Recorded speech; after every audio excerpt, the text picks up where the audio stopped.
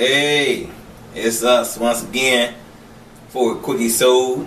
I'm JT. Got my homeboy as always with me. Say something, Mike B. What it do? Yes. And we're here today, to discuss a few things in the news. I think it's been about a good week since the last time. It's been actually a week, haven't it? When was the last time we recorded? 2 weeks, I feel like. So yeah, it ain't even been a week. But things have been going on. Mm-hmm. Some of course the Ferguson everything. I don't even know what to call it. It's just everything. Ferguson everything. Mm-hmm. And different little stories on that issue. And one of the stories that came up, it was actually on I think CNN. I think that's what Don Lemon, the reporter. Mm-hmm. Is it CNN? Yes. Did he work for yes. CNN? Oh, you just gonna? Well, I didn't know. Oh. You didn't say is that who he worked for. I thought you were saying is that where you saw your article or whatever. No, I'm not. Okay, that's why I couldn't follow. I couldn't help. I didn't know where you were at. But he had rapper Talib on the show to talk about the I guess the goings-ons down there. Talib was I guess both of them down there. Or is he? Or did he come back to the studio? No, I just know they were in the studio. Don Lemon was down there. Okay, that's where that's where they had it at. And I guess he was just getting his take on what he saw and whatnot. Mm-hmm. And the thing ain't about. I guess it seemed like they got away from him saying what he saw. Mm-hmm. And I guess as he was talking, I guess Don Lemon asked him, okay, so. What? How you doing? What's going on? What's your take? Whatever. And I guess Talib was giving him his situation. Is that what they call Talib? Talib. Okay. I feel like you're mixing his first name and his second name. I know that a nickname or something. Talib. Okay. But yeah, he was giving him his take on the situation, and I guess he wasn't used to that conversing. Because I could see where Don Lemon, what happened was he was giving his take and then Don Lemon kind of cut him off and asked him a question on what he just said. But it was like in the middle of what he was talking about. Before he even got to really get into it. Yeah, I mean it was somewhat of a valid. I forgot what he asked. It was somewhat of a valid question, but it didn't have to be there. It kind of started out with Talib Kweli saying how the media is basically showing a different side of what's actually happening. And then he brought up an article. He was like on the front page of CNN. They're talking about this particular issue, or they have this headline, but that's not accurate. And I think he even said like it's not. I don't think they're doing it intentional, but this is kind of what happened. They started out talking about how the media bias, and then so. Talib was trying to talk about, what happened. He was like, I was there. The article that they're talking about, the situation, I was on the ground. I was right there. So I can tell you, what happened. And that's when, before he can kind of get into it, Don Lemon kind of interrupted him. It seemed like he even disagreed with him even before, he could really get into it. Like, no, that's not. Because I think he was talking about even CNN was kind of giving off incorrect information and Don Lemon was like that's incorrect while he was talking and I know he does that a lot though, Don Lemon. Yeah. And like later on in the video he explains like I want to basically do my rebuttal as you're talking so nothing gets lost in the sauce as he put it. But if you don't really know where I'm going, you can take what I just said out of context because you haven't given me a chance to give the context. Everything what I just, and that's what I was following Talib, while he was talking. Right. And I was probably getting a little frustrated how he kept on, coming in with these questions. And then dude was like, come on now, hold up. Right. Let me talk. You asked me to come here or, and then he started getting in his feelings. Don Lemon? No, Talib. Don, this is what he do. But Talib, you can tell this ain't what he does as far as the interviewing and whatnot. And so, you know, he was like, first of all, you know, I came here, you didn't even say hi to me, you kind of basically dismissed me. You know, you didn't greet me, and I don't know, I don't know how he greeted him. He said basically just, you know, hey, what's happening, and keep it moving. No, Talib said he had to go and like introduce himself to Don Lemon. Don Lemon was on his phone, like I mean, but he said, you know, dude was like, yeah, hi, and you know, he acknowledged him, but it wasn't a proper acknowledgement. I'll say it that way. It was one of them dry highs, you know, we were talking about. You know, but I can see that. I don't know. I think the situation, I don't think he was tripping off that as much, but the situation made that part seem more like it was just disrespect on top of disrespect. Because, you know, usually dudes don't really care about, you know, some other dude. You ain't got the you don't really care about, you know, somebody saying hi to you, you know, in a proper way. Okay. Or even saying hi. I mean, we both here to work. When it's time to work, let's work. You know, you don't have to, you know, go all out and roll out the red carpet. Hey, I'm just here to do a job. I know I'm only going to be on TV for, you know, 90 seconds. He said, I know where I go, so I'm trying to get out what you know, what you asked me to come and give. And now you coming in with these questions, and you're probably going to close without me saying what I need to say. So that whatever he said can be taken out of context. You know, so I can see where the frustration got. I don't think he should have got as frustrated. But I mean, the man was like, "Hey, if you ain't gonna let me talk, then the interview is over. Like I might as well leave." I might as well walk and I kind of felt the same way. If you're not gonna allow him to speak his piece, then what is he here for? But I'm glad it came to some type of resolution at the end. You know, they both aired out their grievances, and you know, and their hands were shook, and I get, he said, you know, this is how we talk around the kitchen table. Like, nigga, nah. He ain't gonna. I guarantee you ain't gonna find Don Lemon at the table with Talib Kweli. No, I mean, he's just talking about, you know, black folk. I guess. Yeah, but no. And I doubt because I seen him get pissed off. You remember we saw that? I forgot what I think it was Trayvon Martin. He got pissed off, and I'm like, nah, this ain't how you get in the kitchen table. Just calm. I'm thinking you gonna be a little bit more, you know, flamboyant with it. Because you forget about work. Yeah. I got some shit to say. It's gonna be him probably walking off. But I'm glad it came to somewhat. I'm glad he didn't leave, and I'm glad Don Lemon didn't just allow him to leave. You know, and so one thing that I'm glad that Talib brought up was the fact that people keep talking about black on black or black versus black violence, and nobody's doing anything about it. Nobody's speaking up about it, protesting. And he was like, just because you don't see it don't mean that it's happening. And he named all the different organizations that's against black violence that are actually down there, you know, helping. You know, they got boots on the ground too. Yeah. So it's one thing to say it from you know, the comfort of your own home that nobody's doing anything. But if you don't know, if you're not there, then how can you really speak with such confidence? Anyway, what's next, brother? We heard about 50 Cent and Mayweather in the news. It seemed like they were best buds, and they just fall out like it was some girls or something. We used to see 50 at almost every Floyd Mayweather fight. Now it seems like 50 got replaced by Justin Bieber, and he's salty about it. Oh, it seemed like both. I don't know what happened in that relationship. And it's funny you talking about two men. I don't know what happened in the relationship. It don't seem like my mama. Y'all having a falling now, you know. Now y'all need to stop this. Yeah. You call him and y'all make up.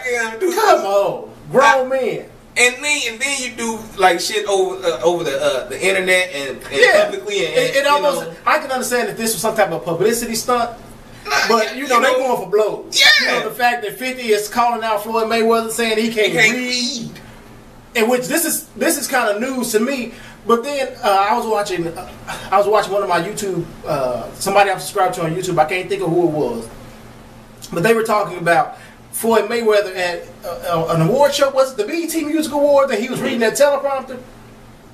And we were saying like, he seemed like this might be his first time. You don't remember that? It seemed like he was a new reader. Oh, okay. But you know, I didn't think nothing of it. First And time. you know, I didn't think nothing of it. But then you say you heard the Breakfast Club interview? Yeah, I heard. With the Breakfast Club show in New York, and they were talking about 50 Cent. I guess on Twitter, something said, "I'll give such and such money to I guess a charity of whatever you're choosing if you could." Read something, or I was a challenge. It was like a read challenge. It was like the ALS. I think he called it the ALS ELS challenge, and this may have been like what he was doing or saying during his ice bucket challenge. Yeah. I heard he challenged Floyd Mayweather to read like a Harry Potter book or something like that without stuttering. And then he said, not even Harry Potter. He said, a cat. He said that'd be too much for you. We gonna do an old cat in the hat. Cat in the hat.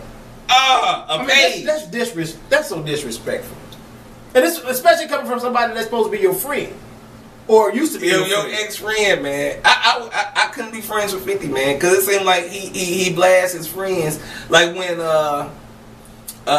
Young Buck was crying on the answer machine, talking about his his place in G Unit and stuff. You didn't hear that? No, I don't know what it is. It's probably about 3 or 4 years ago, and that dude was just crying and shit. It wasn't no Young or Buck in that little ass machine recording, and you should have heard him just crying. It wasn't gangster at all. It wasn't gangster at all. And 50 recorded and then put it out. I said, "Oh, are you kidding me, man? Disrespectful." I couldn't. But then, did you hear when Floyd came back at 50? He was like, he'll like donate $1 million if 50 can record his son on tape saying that he loved him or something like that. Because 50 Cent and his son had some issues, and that's the reason 50 wasn't at his graduation, the high school graduation. I guess they don't have the best relationship. That's kind of corny now. That went from disrespectful to corny. Like he know he got a little reading problem, and that was him reaching. But it stung because 50 was like that was a low blow. Then 50 went in again. These are grown men doing childish shit.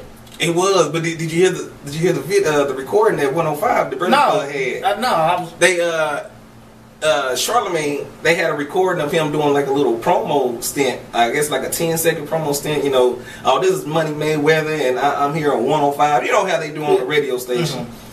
And they said they taped the full recording of him trying to do this take for this promo, man. And Charlemagne said, "Okay, now you take me doing this real quick and see how long it takes me." And he read it. It took about 10-12 seconds for him to read the whole thing. How many takes did it take? One. Just one. Okay. He read. Just read. It seemed like reading came naturally. Is that what you're trying to say? Yeah. Okay. So what was the difference between him and Floyd? Well, he did it in a complete sentence. Floyd didn't. Floyd was like, "This is Money Mayweather, and I'm here. This is Money Mayweather, and I'm here to." And then he might finish a little bit. It seemed like, I don't know, like, I guess his eyes, he was reading like word. You know how you read and your eyes are kind of going further down the sentence and your mind already recorded what you just looked at. His mind doesn't do the recording. It just looks right at the word and keeps with that word. And if it fucks up, he has to go all the way back. This sounds horrible, JT. You got to listen to it. And it sounds horrible. It sounds ridiculous. Did you say a prayer for him? I pray in my heart. Did you add him to the prayer list today? Yes, we should have. We should have, but we should have had the parents. Did he ever do it? For making him do that. Did he finish the promo? No. They stopped it. It went on for like 2 minutes, and then Angela Yee said, "She's like, come on now, please, just stop. This is ridiculous. We're going to a bad place. Yeah, we're gonna start crying in a minute. Going from laughing to crying. Wait a minute. While they playing this, what is Floyd Mayweather saying? He just let them play it. He wasn't there. Oh, I thought he was on the show. No. They played this because they found it after 50 Cent said he couldn't read. They're like, okay, let's check and see. He did a promo for us. Let's check and I thought Floyd Mayweather was there. No, they had a recording of him when the last time he was there. Okay. And that young man, bless his ever loving heart, he struggled mightily. But I feel he at the point now in his career where he can pay somebody to read for him. That's still an embarrassment in your heart. I don't know. I'm sorry. I feel like money, once you got enough money, I guess probably you don't have to be able to money. You don't have to be able to do anything. You got somebody that can wipe your ass. You got to sign shit. You got somebody that can do that. But can you trust them though? They know how to read. They got one little up on you, and that makes all the difference. That means your million to their millions, and they know the fine print. He no. Maybe I feel like this might still be a publicity stunt. I'm hoping. You should hear that recording. It seems like nobody can't fake that. That sound real, cause you've been in elementary school when reading time, and you have some of them people that take a while, Mm-hmm. But this man is 37, 38. Is he that old? I don't know if I knew he was older than me. Yeah. What? And he and it's a shame that you go through, especially this day and age, mm-hmm. when you grew up in the 80s plus. You went to school, and you went through. But I guess it is because I've seen it in my family. So reading issues. Reading ain't fundamental. And so hey, I guess it happened. I guess it still happens. Sadly, parents, invest in your kids. Give them a book. Read something. Read something, Lord Jesus. And that'll take care of both. Like that'll get your kids into reading, and that will ensure that you can read before you read. Period. Shoot, something happened to you, they might have to sign off on something. Mm-hmm. Yeah, you might be able to be able to stay alive, and they done killed y'all because they don't know what the hell they reading. Fucking around. I'm sorry, because I'd be thinking about that. I'd be embarrassed if I had, at least if they had trouble, I'd be concerned and try to, get them some type of help or specialist. Mm-hmm. Because some kids learn in different ages. You also have enough money that you can pay somebody. You can pay somebody to help you to read. Come on now. I've seen the 80-year-old stories. An 80-year-old learning how to read. So the mind is still sharp. He know words. He can talk proper. Mm-hmm. Let's say a prayer for him. I guess. But anyway, what else in the news? Joe Budden, I heard got arrested for I guess domestic violence. Has he been? I don't know if he's been arrested. I know he was wanted. Like they after in New York. Yes, and I guess his previous girlfriend or I don't know if it's his ex now or what, but saying that he beat her ass, and she posted some pictures online of all these bruises she got on her neck and shit. And he had like punches, like marks on her legs or whatever. And it wasn't a good look. And evidently she's attributing those beauty marks to Joe Budden. So the police were after him. And I think I followed him on Instagram, and he had posted a tweet saying that he's adding like New York News or whoever, or the New York police, saying I'm going to be at the strip club tonight. Like, that's where you can find me. I don't know if that was true, like if he actually did show up, but I feel like this ain't the first time we heard about him, in domestic. Yes. Right. Didn't Tahiri say he beat up on her one good time or slapped her or? I don't know, because if she said that, I don't understand how we watched her on TV like all up in his shit, like she's trying to get with him. Well, they was kissing and all. I mean, just about to get in a relationship together. They started the last season of Love and Hip Hop New York together. Who him and the girl him and Tahiri. Oh, again? The last season. Okay. And then, by the end of the season, it was over. Their relationship, because he was with the Kayla girl or whatever. But, I didn't watch it really. We said, but I don't know, man. These dudes, they better learn. They haven't learned yet, I guess. They haven't learned yet. Hey, man, you might as well. It'll be better for you just to walk and leave away.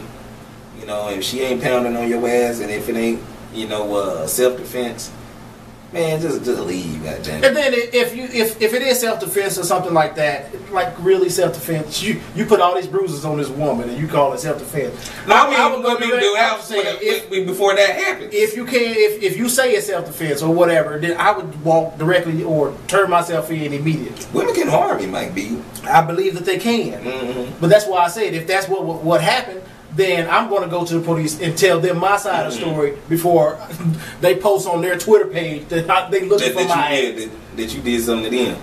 No, I'm talking about the police post on their Twitter page like wanted Joe Budden. You go ahead and do your due diligence, I guess. I turn myself in like, hey, and then tell my side of the story. But I mean, I can't imagine it getting to that. So we don't know why she. I mean, why the goings-ons went on? No. Why he did what he did, if he did it? If he did it. This is all alleged. But no. We don't know. We just know that, I know Friday, they were looking for his ass. They probably knew exactly where it was. They probably wasn't looking for him. They just wanted other people to look. So y'all tell us where he is. Oh, what they call the old hip-hop police. But anyway, and I was gonna say more important news, but nope. It's another shit. Suge Knight got shot last night. Shot up. He didn't get shot. I heard it like a few times, like 2 or 3 times. Yeah, I've been hearing between 2 times and 6 times. What? I don't know where these numbers are coming from. 2 times to 6. That's a big difference. Yeah. But I mean, that's why you can't really trust your first source. Like I was listening to the radio this morning, and dudes on the radio talking about it, and said it was I guess he was at a Chris Brown MTV VMA pre-party. Right at this club called One Oak. Yep. And is that are they in California? I think in LA. I'm thinking the VMA Awards. And so you wherever One Oak, down that road. Wherever you said One Oak, yeah, that's the name of the club. OAK Oak, yes, One Oak. But that's where they were. Yes, I guess I'll concentrate too much on that part. The One Oak. Yeah, that ain't telling us nothing. Like no information. we don't care about that. Well, that's what I heard. You know, I don't know what altercation it was. They really haven't came out with no further information, and this was just last night. And so they just gave out a little update saying he got shot. I'm like, come on now, man. It's been almost 20 years since Tupac got shot, and you still doing it, in the same time. Is he supposed to stop clubbing though, JT? Are you still supposed to be getting shot in the club? I don't know if that was his intentions when he went. Like, you know what? Let me wear my I might get shot shirt. Because I want to look good when they carting me out of the ambulance. Come on, JT. Brother, he wants to live. He out there kicking it, trying to have a good time. Oh man! And I read an article about it. An online blog, and they were like, 50 Cent and his entourage, not 50 Cent. The Game and his entourage. They were trying to, they were going to the little event, but the Game got into an altercation with security, so he ended up not going. But some of his entourage went. Then they kind of stopped talking about them, and then start talking about how Suge Knight got shot. Somebody, started shooting. Suge Knight got shot, and I'm like, what was the importance of mentioning the Game and his entourage? It was almost as if they were trying to lead us to believe that had something to do with the Game. Yeah, people, and that's how people run with it. And I'm sure people been on the Game page like, why y'all do that to the Chris Brown event? And y'all niggas can't act right and all that shit. I could believe it. But I thought it was real weird how the story it just kind of led us there. And I'm like, I just saw the Game and Chris Brown at a little basketball charity function. I want his day beef. Like, it took me there. And then they're gonna say, we're not trying to say that the Game and his entourage were responsible. We just wanted to let you know. Then why bring it up? Why even plant that seed? They did. They planted it, watered it, and watched it grow. And it grew inside me. It grew inside me. And you putting two entities together. Yes. And that's how the mind works. And we came up with a whole new. I wonder if it was somebody actually like shooting at Suge Knight? Was somebody shooting at Chris Brown? Like, I heard it was just a Chris Brown event. Right. He put on the board. I know he was there, but I don't think he was like just hanging around with Suge. And I'm thinking, you know, Suge was the target or somewhere his people. You know, when you get shot like 3 times, it usually means somebody was aiming at you. I would think 3 times. But if they were just shooting around, down. You know, I can see about 1 or 2. But when you get semi-sprayed with some shots, and nobody else, you really haven't heard nobody else get shot or around him. And he's a nice little target. So they was. Is that your way of saying he's fat? He's a big man. You can't miss him. And they didn't. So hey, I'm thinking it. Somebody was trying to shoot him. Don't you think? If you get shot 3 times, I don't think it's somewhat of an accident. Unless you're a police officer. I understand your logic. Yes. And it makes sense. It does. I just don't want to believe that. Okay, don't. You ain't got to. Anyway. But I think it's just crazy, you know, man. I ain't saying you shouldn't be in the club, but by this time, evidently he's still hanging around the wrong people. If he was the target, if you're getting shot at, goddamn it, and you still, I mean, by this time, come on, brother, find something else to do, because obviously you in the wrong. It's time for him to start preaching. He need to give his life over to God, because I don't know what else to tell him, because man, you ain't gonna keep on missing too many bullets, brother. Well, these 2 didn't miss them, or however many bullets. Because he ain't gonna keep surviving. And see, the last I heard, he was in surgery, so I really don't know how that panned out. But I ain't saw no RIPs. I wouldn't want to be nobody up under him, because I might get shot. You know, you can't manage nobody, because who want to be under that shit? Mm-hmm. You know. I couldn't deal with it. But anyway, people, of course, leave your comments, suggestions, qualms, shits. You got anything to say, Mike B? Till next time, people.